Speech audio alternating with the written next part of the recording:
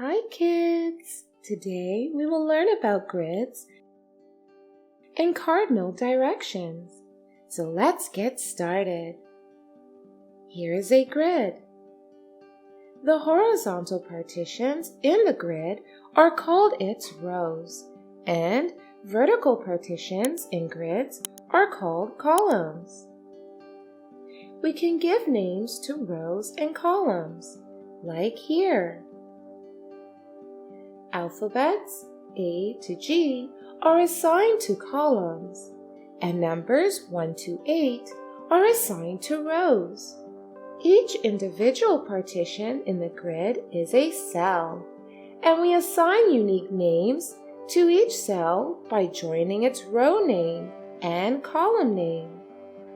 Example name of this particular cell is B4, as its column name is B and row name is 4. And this cell is D5, as its column name is D and row name is 5. So it's D5. Similarly, this cell is G3, as its column name is G and row name is 3. So it's G3. Now let's learn about cardinal directions. If we move upwards, we say we are moving in north direction. If we move downwards, we say we are moving in south direction. If we move toward right, we say we are moving in east direction. If we move toward left, we say we are moving in west direction. Here, Joy is standing at a position. Can you name its position? Joy is standing at row 1 and column A, so he is standing at A1. Now, Joy has to reach the help bottle, which is at position E4. That is in column E and row 4. Now, let's see how Joy can reach position E4. First, Joy will move 4 steps towards east or right, and then move 3 steps towards south. And Joy will reach the help bottle. Now, help bottle gave Joy a hint. That is a hint to the key of treasure, which is F2.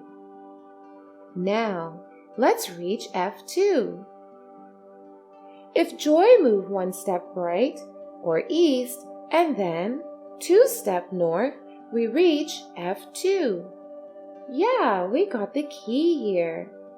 Now, next hint on the key is C5. Let's reach C5. For this, we have to move 3 steps west or left and then 3 steps south. Yeah, we got the treasure here. So kids, now we know how we can move in a grid to any desired location. So we learned naming in a grid and cardinal directions. Now let's learn more on grids. We will learn calculating area and perimeter in grids.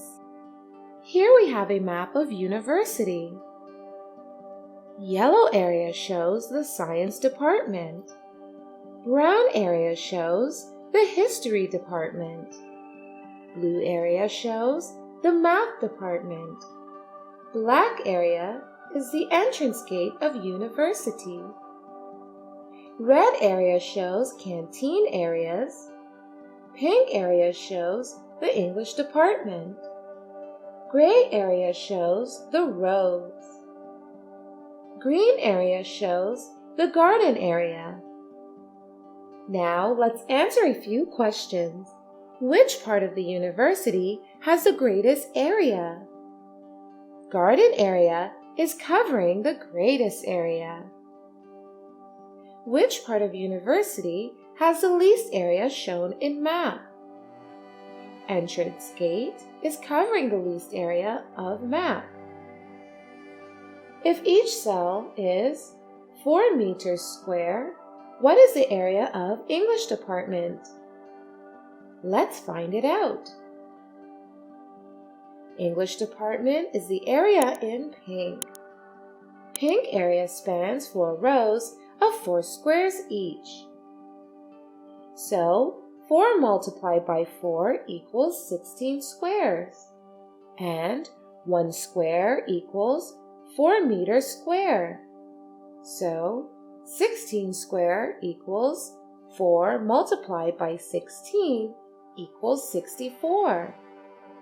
So, area of English department equals 64 meters square. Now, what is the total area covered by all the canteens, given that each cell is 4 meters square? Let's find it out. There are 4 canteen areas, and each canteen spans 4 small squares.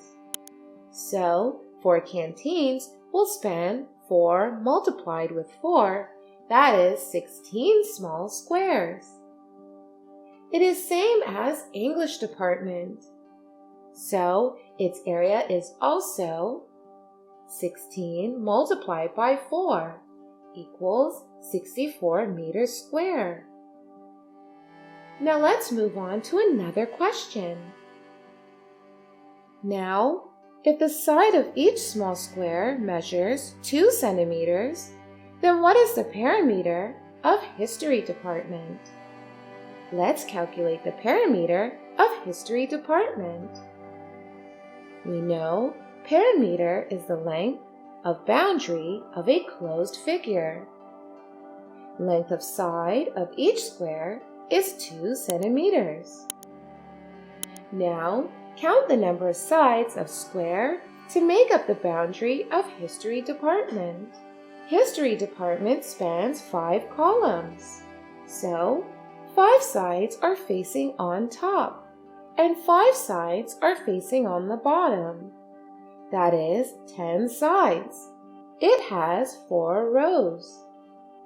So, 4 sides are facing on left, and 4 sides facing on the right. That is 8 sides. So, in total, 18 sides are facing on the boundary of History department. And one side measures 2 centimeters. So, 18 multiplied by 2 equals 36. So, 36 centimeters is the perimeter of History department. Now, let's move on to next question. If a person is standing at the entrance of university, that is, at A8, what will be the shortest path by road to the Maths department? Let's find it out. Person will move 15 squares east and then 1 square north, and will reach the Math department. So, kids, now you know what are grids, what are columns and rows, how to name locations in a grid, what are cardinal directions, and also how to find area and perimeter in case of simple grids. Now go ahead and take a quiz to learn more. Bye-bye! Thank you so much for watching. Don't forget to like, comment, and share this video. And if you want to see more fun videos, you can hit that subscribe button. You can also follow us on Facebook and Instagram for more content. Bye-bye!